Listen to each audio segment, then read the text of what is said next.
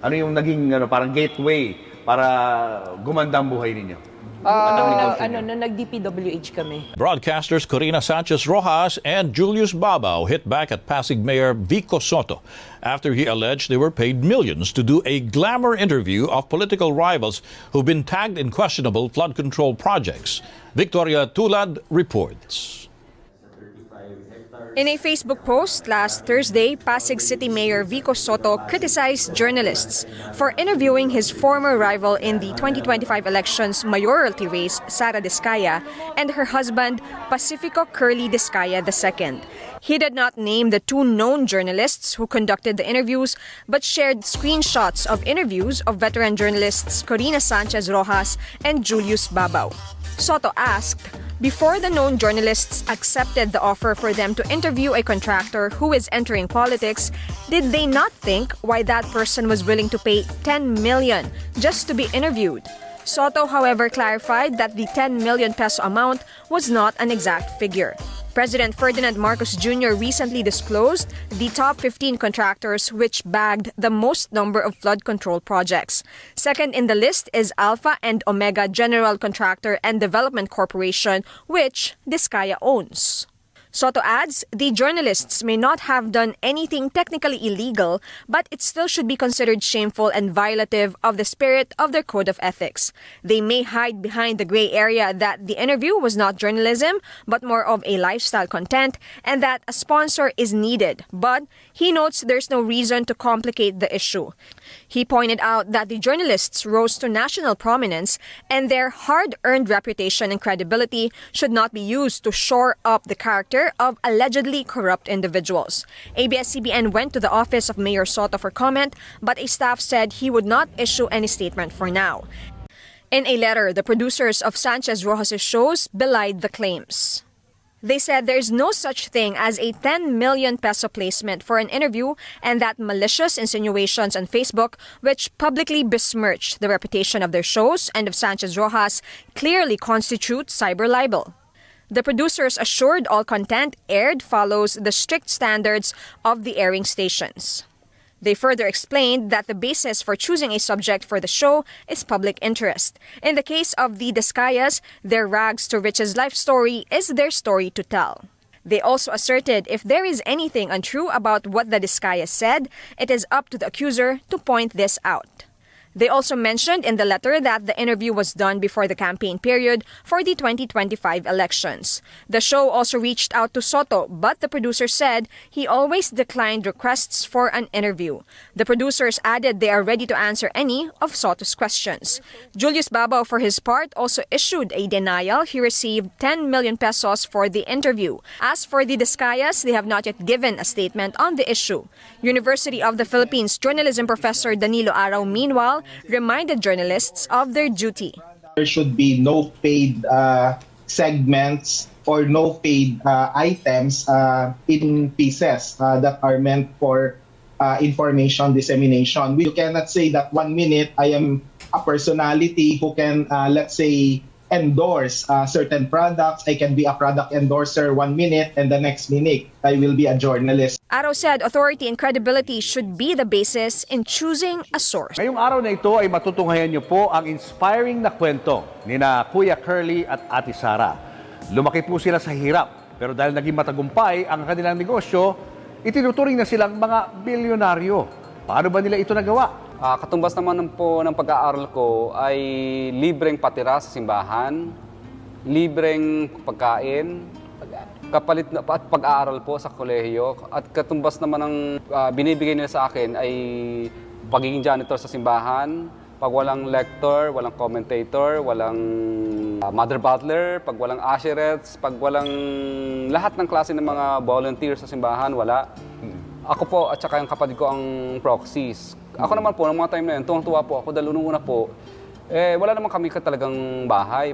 Libre sa kumbento yun, kasi kasama ko yung mga pare. Kasi kung anong kinakain ng mga pare, ganun din naman ang kinakain namin. At kung saan sila nakatira, doon din naman kami nakatira sa kumbento rin. Kasi kung hindi po kami patitirahin ng mga pare doon, nakatira po kami magkapatid sa Floodway, informal settlers po kasi ang aking mga magulang sa Floodway, East Bank. Informal settlers din po yung mga kapatid ko sa Floodway, East Bank. So doon po kami titira talaga. Oho. At minsan, parang medyo maganda-ganda naman yung tirahan namin kasi wala nga kami matirahang na maayos. Minsan nakikitira kami sa tiyuhin ko. Ang parents ko both OFW. So yung mom ko and dad ko, yung mom ko domestic helper and yung dad ko waiter. Pero nagwe-waitress din ang mami ko.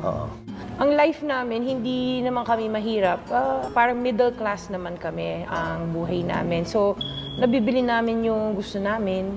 Pero hindi yung mga branded or ano, wala kaming gano'n. Hindi naman kami pinalaki din ng parents ko na gano'n. Hindi ka ba nailang dahil syempre parang gusto mo maging madre before? Parang lupa ng parents ko yon, tapos tinayuan namin ng bahay na simple lang. Ginawang tahian, Ginawa nalugi namin din. tahian, oo, na nalugi.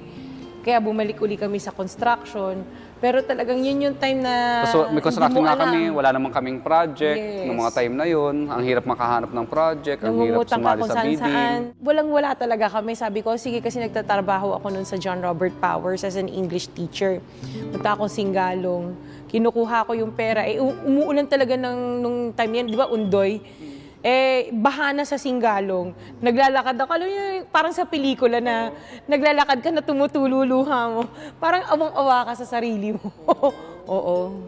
Kung paano ko ibasa sa uli yung inutang mo, yun ang pinakamahirap sa lahat eh. Kung paano mo gagawa ng paraan. So inaaway na kayo ng mga naniningil? Actually, nung nangutang kami may mga friends kami na yun yung malaking tulong na pinautang kami. Pero alam din nila kasi contractor din sila. Yung pinautang sa amin, parang pakikiusapan mo na, ate, baka pwede sa susunod na ano. O sige, walang problema. Very maluwag naman. Doon yung parang medyo ginawa, no? Pero yung, syempre yung sa bangko, yun yung wala kang magawang paraan. O yung kotse namin na binili, second hand na nga lang namin binili. Hinatak pa? Yung si Global The Win yan? Hindi, yung isa. Yung kotse natin ngayon, yung iniwan na natin. Si Adventure. Oo, inutang namin yun. Parang 12,000 per month ang monthly amortization niya. Hirap pa kami noon. Buuhin. Kasi di ba pag nagpalya ka, may interest pang ipapatong.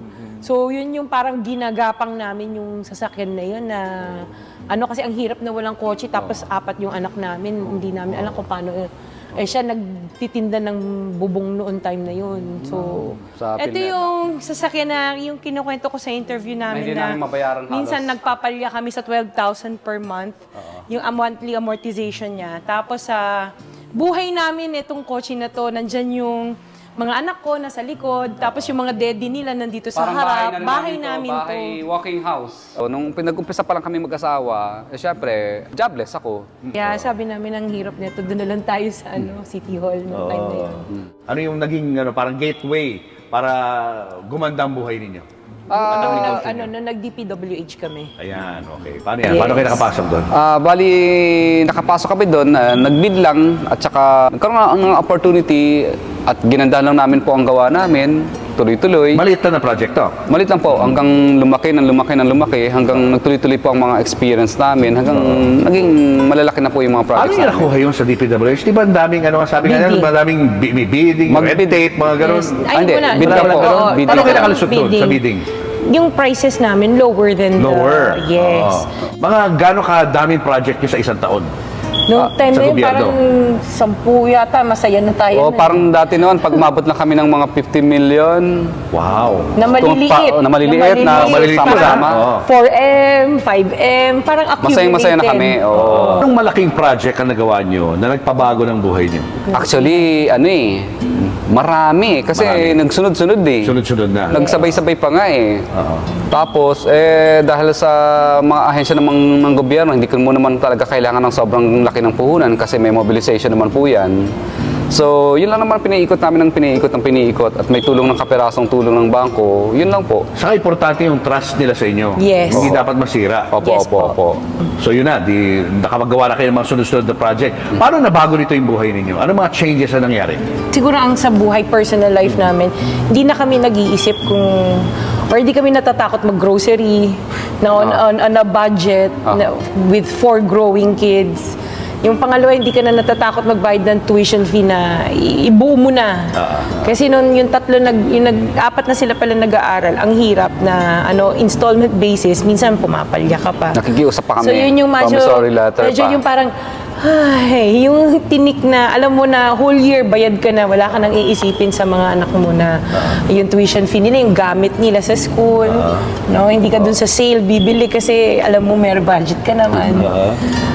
Tapos sa employee side din namin. Sa employee side namin, syempre, the more na gumaganda namin, sumusunod na kami na sumusunod sa batas. Kasi kadalasan po kasi ng ibang mga construction company, palibasa ang tawag nila doon ay project-based.